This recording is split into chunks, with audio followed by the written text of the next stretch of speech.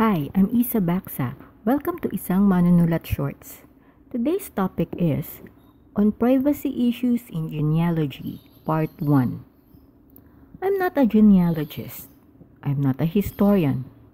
I'm just a writer. Someone who happened to receive a 32-page document of our family tree and felt the urge to do something with it. In 2022, I turned it into a blog, hoping that someone, somewhere, might recognize a name and reach out, maybe even fill in the blanks.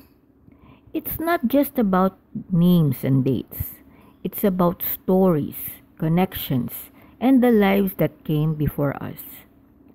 But as I kept writing, I started to wonder, how much should I really share online?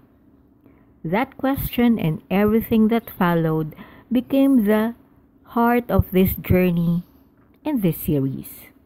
So stay tuned for part 2, where I'll dive deeper into privacy and genealogy. Visit isangmanunulat.com and read the full blog post. Thanks for watching.